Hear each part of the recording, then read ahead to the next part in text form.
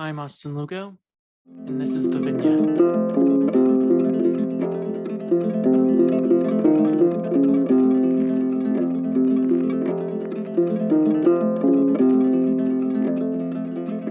Today we'll be reading from Bantam Classics 50 Great Short Stories, edited by Milton Crane. Today's story is Putois. I'm not exactly sure how to pronounce the name, so this will be quite an interesting experience. But to all of our listeners out there, I do hope you enjoy this reading of Putois by Antollet, France. When we were children, our tiny garden, which you could go from end to end of in 20 strides, seemed to us a vast universe, made up of joys and terrors, said Monsieur Berget. Do you remember Putois, Lucien? Asked Zoe, smiling was her wont, with lips compressed and her nose over her needlework. Do I remember Putois? Why, of all the figures which passed before my childhood eyes, that of Putois remains the clearest in my memory. Not a single feature of his face or his character have I forgotten. He had a long head, a low forehead, added Mademoiselle Zoe. Then, antiphonally, in a monotonous voice, with mock gravity, the brother and sister recited the following points of a kind of police description: a low forehead, wall-eyed, furtive look, a crow's foot on his temple, high cheekbones, red and shiny. His ears were ragged. His face was blank and expressionless. It was only by his hands, which were constantly moving, that you divined his thoughts. Thin, rather bent, weak in appearance, in reality of unusual strength. He could easily bend a 5-franc piece between his thumb and forefinger. His thumb was huge. He spoke with a drawl. His tone was unctuous. Suddenly, Monsieur Baguette cried eagerly, Zoe, we've forgotten his yellow hair and his scant beard. We must begin again. Pauline had been listening with astonishment to this strange recital. She asked her father and her aunt how they had come to learn this prose passage by heart and why they recited it like a litany. Monsieur Baguette replied gravely, Pauline, what you have just heard is the sacred text, I may say the liturgy of the Baguette family. It is right that it should be transmitted to you in order that it may not perish with your aunt and me. Your grandfather, my child, your grandfather, Eloy Baguette, who was not one to be amused with trifles, set a high value on this passage, principally on account of its origin. He entitled it The Anatomy of Putois. He was accustomed to say that in certain respects he set the anatomy of Putois above the anatomy of Quares-me-Repent. If the description written by Zenomanes, he said, is more learned and richer in rare and precious terms, the description of Putois greatly excels it in the lucidity of its ideas and the clearness of its style. Such was his opinion, for in those days Dr. Ledouble of Tours had not yet expounded chapters 30, 31, and 32 of the fourth book, Rebellious. I can't understand you, said Pauline. It is because you don't know Putois, my daughter. You must learn that in the childhood of your father and your aunt Zoe, there was no more familiar figure than Putois. In the home of your grandfather Baguette, Putois was a household word. We all, in turn, believed that we had seen him. But who was Putois? Asked Pauline. Instead of replying, her father began to laugh, and Mademoiselle Baguette also laughed, though her lips were closed. Pauline looked first at one and then at the other. It seemed to her odd that her aunt should laugh so heartily, and odder still that she should laugh at the same thing as her brother. For strange to say, the minds of the brother and sister moved in different grooves. Tell me who Putois was, Papa. Since you want me to know, tell me. Putois, my child, was a gardener, the son of honest farmers of Artois. He had set up as a nurseryman in Saint Omer, but he was unable to please his customers and failed in business.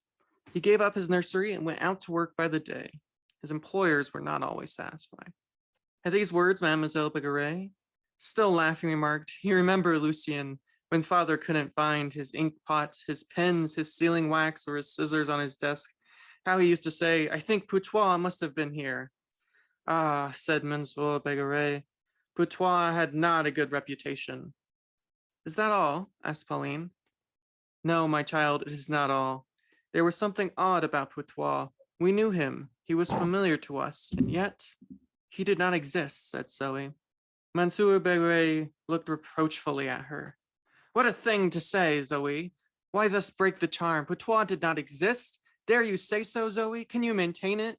Before affirming that Putois did not exist, that Putois never was, you should consider the condition of being and the modes of existence. Putois existed, sister, but it is true that this was a peculiar existence.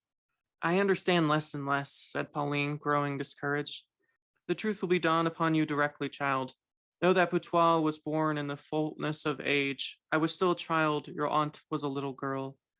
We lived in a small house in a suburb of Saint Omer. Our parents led a quiet, retired life until they were discovered by an old lady of Saint Omer, Madame Cornelier, who lived in her manor of Montespoir, some 12 miles from the town, and who turned out to be my mother's great aunt. She took advantage of the privilege of friendship to insist on our father and mother coming to dine with her at Montpellier every Sunday. There they were bored to death, but the old lady said it was right for relatives to dine together on Sundays, and that only ill-bred persons neglected the observance of this ancient custom. Our father was miserable, his sufferings were pitiful to behold, but Madame Corneille did not see them. She saw nothing. My mother bore it better. She suffered as much as my father, and perhaps more, but she contrived to smile. Women are made to suffer, said Zoe. Every living creature in the world is born to suffer, Zoe. It was in vain that our parents refused these terrible invitations. Madame Cornell's carriage came to fetch them every Sunday afternoon. They were bound to go to Montpellier. It was an obligation which they could not possibly avoid. It was an established order which only open rebellion could disturb. At length my father revolted and swore he would not accept another of Madame Cornelia's invitations. To my mother he left the task to finding decent pretexts and varying reasons for their refusals. It was a task for which she was ill-fitted, for she was incapable of dissimulation. Say, rather, Lucien, that she was not willing to dissimulate. Had she wished she could have fibbed like anyone else? It is true that when she had good reasons, she preferred giving them to inventing bad ones. You remember, sister, that one day she said at table, "Fortunately, Zoe has whooping cough, so we shall not have to go to Montpellier for a long time." Yes, that did happen, said Zoe. You recovered, Zoe, and one day Madame Corneille came and said to our mother, "My dear, I am counting on you and your husband to dine at Montpellier on Sunday." Our mother had been expressly enjoined by her husband to give Madame Corneille some plausible pretext for refusing. In her extremity, the only excuse she could think of was absolutely devoid of probability. "I am extremely sorry, madame, but it will be impossible. On Sunday, I expect the gardener." At these words, Madame Corneille looked through the glazed door of the drawing room at the wilderness of a little garden, where the spindle trees and the lilacs looked as if they never had and never would make the acquaintance of a pruning hook. "You are expecting the gardener? What for? To work in your garden?" Then our mother, having involuntarily cast eyes on the patch of rough grass and half wild plants, which she had just called a garden, realized with alarm that excuse must appear a mere invitation. Why couldn't this man come on Monday or Tuesday to work in your garden? Either of these days would be better. It is wrong to work on Sunday. Is he occupied during the week? I have often noticed that the most impudent and the most absurd reasons meet with the least resistance. They disconcert the opponent. Madame Corneille insisted less than might have been expected of a person so disinclined to give in. Rising from her chair, she asked, "What is your gardener's name, dear?" "Putois," replied our mother promptly. Putois had a name, henceforth he existed. Madame Corneille went off mumbling. "Putois, I seem to know that name. Putois, Putois. Why, yes, I know him well enough, but I can't recall him. Where does he live?" "He goes out to work by the day when people want him. They send for him to some house where he is working." "Ah, just as I thought. He is a loafer, a vagabond, a good for nothing. You should beware of him, my dear." Henceforth, Putois had a character. Monsieur Gabin and Monsieur Jean Matou came in. Monsieur Begret told them the subject of the conversation. "We were talking of the man whom my mother one day caused to exist and created gardener at Saint Omer. She gave him a name, henceforth he acted." "I beg your pardon, sir," said Monsieur Gabin, wiping his eyeglasses. "Do you mind saying that over again?" "Willingly," replied Monsieur Begret.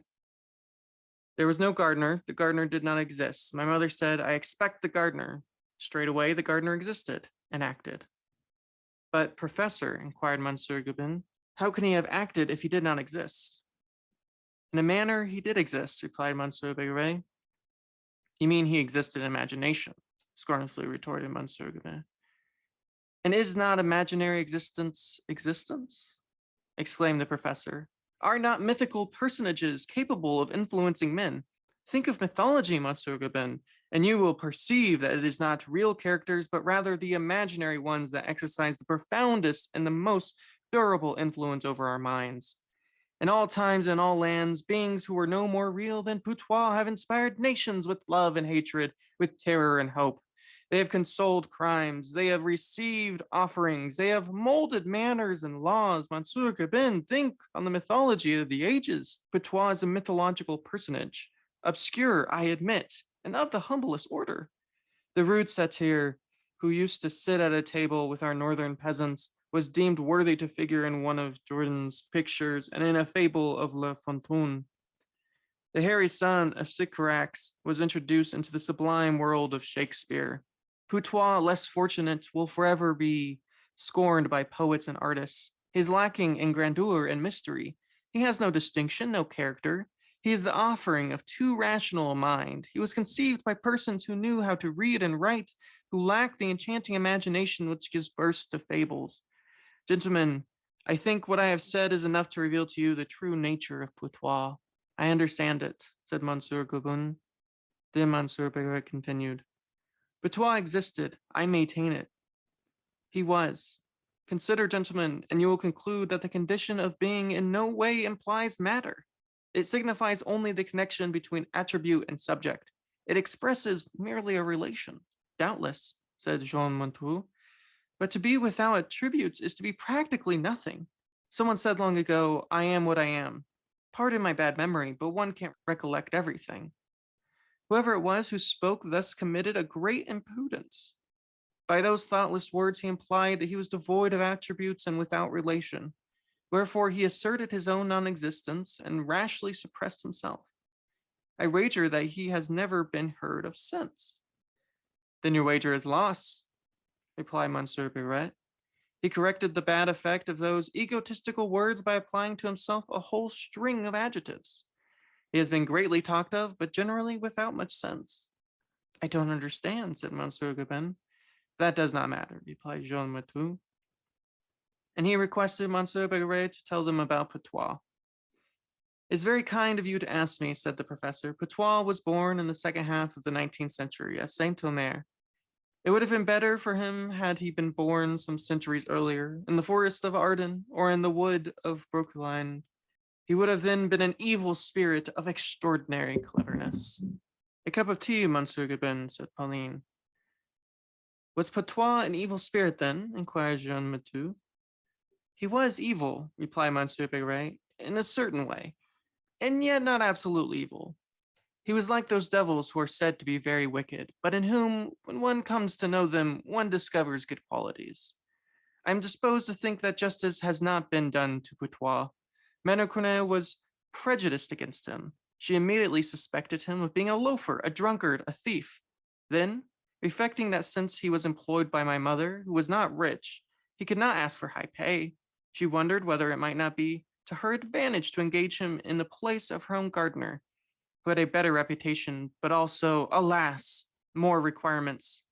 It would soon be the season for trimming the yew trees. She thought that if Madame Hulot Begueret, who was poor, paid Putois little, she who was rich might give him still less, since it is the custom for the rich to pay less than the poor. And already in her mind's eye, she beheld her yew trees cut into walls, spheres, and pyramids, all for but a trifling outlay. I should look after Putois, she said to herself, and see that he did not loaf and thieve. I risk nothing and save a good deal. These casual laborers sometimes do better than skilled workmen. She resolved to make the experiment. She said to my mother, send Putois to me, my dear. I will give him work at Montpellier. My mother promised. She would willingly have done it, but really it was impossible. Madame Corneille expected Putois at Montpellier and expected him in vain. She was a persistent person, and, once having made a resolve, she was determined to carry it out. When she saw my mother, she complained of having heard nothing of Putois. Did you not tell him, my dear, that I was expecting him? Yes, but he is so strange, so erratic. Oh, I know that sort of person. I know your Putois through and through. But no workman can be so mad as to refuse to come to work at Mont Blair. My house is well known, I should think. Putois will come for my instructions, and quickly, my dear. Only tell me where he lives, and I will go and find him myself. My mother replied that she did not know where Putois lived. He was not known to have a home. He was without an address. I have not seen him again, madame. He seems to have gone into hiding. She could not have come nearer the truth. And yet Madame Cunha listened to her with mistrust. She suspected her of beguiling Putois and keeping him out of sight for fear of losing him or rendering him more exacting. And she mentally pronounced her over selfish. Many a judgment ratified by history has no better foundation. That is quite true, said Pauline. What is true? Asked Zoe, who was half asleep. That the judgments of history are often false. I remember, Papa, that you said one day, it was very naive of Madame Roland to appeal to an impartial posterity, and not to see that if her contemporaries were malevolent, those who came after them would be equally so. Pauline inquired Mademoiselle Zoe sternly, what has that to do with the story of Putois? A great deal, aunt. I don't see it. Monsieur Begret, who did not object to digressions, replied to his daughter, if every injustice were ultimately repaired in this world, it would never have been necessary to invent another for the purpose. How can posterity judge the dead justly? Into the shades whither they pass, can they be pursued? Can they there be questioned? As soon as it is possible to regard them justly, they are forgotten. But is it possible ever to be just? What is justice? At any rate, in the end, Madame Cornell was obliged to admit that my mother was not deceiving her, and that Putois was not to be found. Nevertheless, she did not give up looking for him. For all her relations, friends, neighbors, servants, and tradesmen, she inquired whether they knew Putois. Only 2 or 3 replied that they had never heard of him. The majority thought they had seen him. I have heard the name, said the cook, but I can't put a face to it. Putois! Why, I know him very well, said the road surveyor, scratching his ear. I couldn't exactly point him out to you.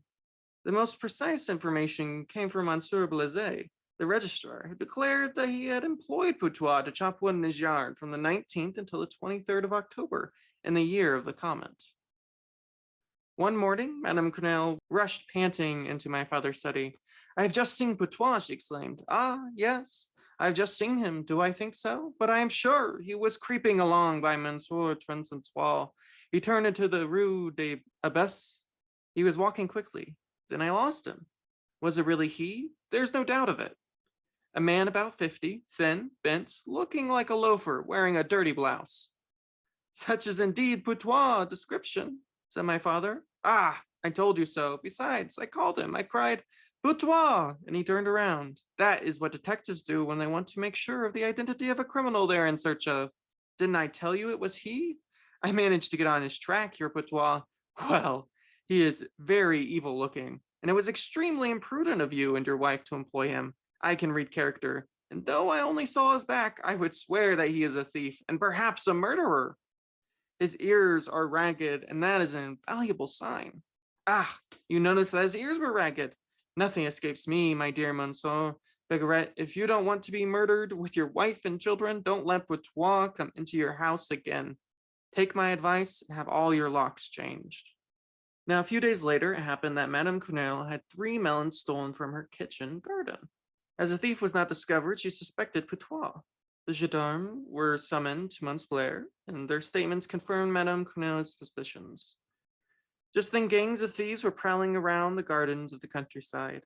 But this time, the thefts seemed to have been committed by a single person, and with extraordinary skill. He had not damaged anything, and had left no footprint on the moist ground. The delinquent could be none other than Putois. Such was the opinion of the police sergeant, who had long known all about Putois and was making every effort to put his hand on the fellow. In the Journal de Saint-Omer appeared an article on the 3 melons of Madame Cunner. It contained a description of Putois, according to information obtained in the town. His forehead is low, said the newspaper. He is wall-eyed. His look is shifty. He has a crow's foot on the temple, high cheekbones red and shiny. His ears are ragged, thin, slightly bent. Weak in appearance. In reality, he's extraordinarily strong. He can easily bend a 5 franc piece between his thumb and forefinger. There were good reasons, said the newspaper, for attributing to him a long series of robberies perpetuated with marvelous skill. Putois was the talk of the town. One day it was said that he had been arrested and committed to prison. But it was soon discovered that the man who had been taken for Putois was a peddler named Rigobert. As nothing could be proved against him, he was discharged after a fortnight's precautionary detention.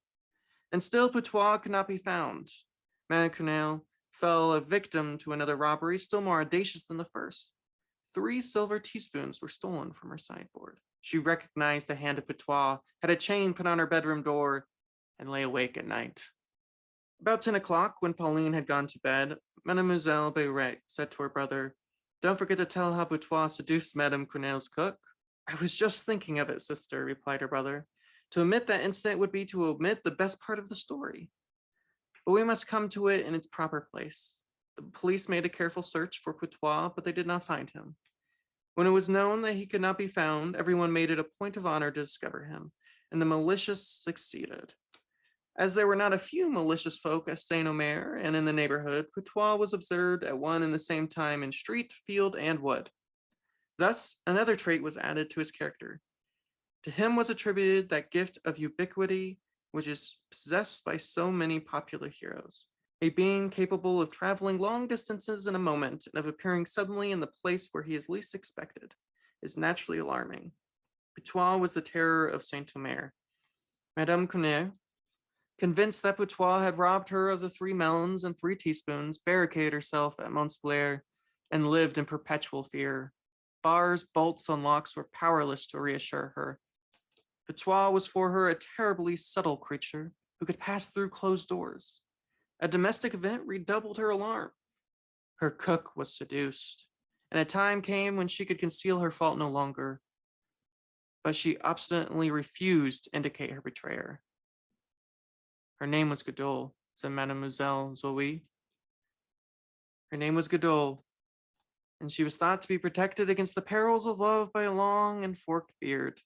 A beard which suddenly appeared on the chin of that saintly royal maiden venerated at Oreg, protected her virginity. A beard which was no longer young sufficed not to protect the virtue of Godot. Madame Crenel urged Godot to utter the name of the man who betrayed her and then abandon her to distress. Godot burst into tears but refused to speak. Threats and entreaties were alike useless. Madame Crenel made a long and minute inquiry. She diplomatically questioned her neighbors, both men and women, the tradesman, the gardener, the road surveyor, the gendarme. Nothing put her on the track of the culprit. Again, she endeavored to extract a full confession from Godot. "In your own interest, Godot, tell me who it is." Godot remained silent. Suddenly, Madame Crenel had a flash of enlightenment. "It is Putois." The cook wept and said nothing. "It is Putois. Why did I not guess it before? It is Putois, you unhappy girl. Oh, you poor unhappy girl." Henceforth, Madame Crenel was persuaded that Putois was the father of her cook's child.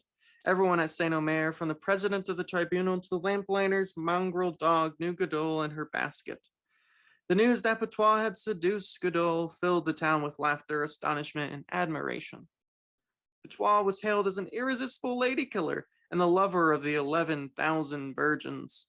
On these slight grounds, there were ascribed to him the paternity of 5 or 6 other children born that year, who, considering the happiness that awaited them and the joy they brought to their mothers, would have done just as well not to put it in an appearance.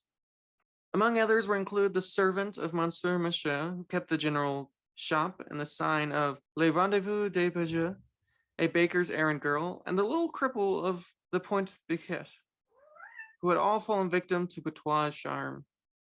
"The monster," cried the gossips. Thus Putois, invisible satyr, threatened with woes irretrievable all the maidens of a town wherein, according to the oldest inhabitants, virgins had from time immemorial lived free from danger. Though celebrated thus throughout the city and its neighborhood, he continued in a subtle manner to be associated especially with our home. He passed by our door, and it was believed that from time to time he climbed over our garden wall. He was never seen face to face, but we were constantly recognizing his shadows, his voice, his footprints. More than once in the twilight, we thought we saw his back at the bend of the road. My sister and I were changing our opinions of him. He remained wicked and malevolent, but he was becoming childlike and simple. He was growing less real and, if I may say so, more poetical. He was about to be included in the naive cycles of children's fairy tales. He was turning into Croquetim, into Pere Fouettard, into the dustman who shuts little children's eyes at night. He was not that sprite who by night entangles the colt's tail in the stable. Not so rustic or so charming, yet he was just as frankly mischievous. He used to draw ink mustaches on my sister's dolls.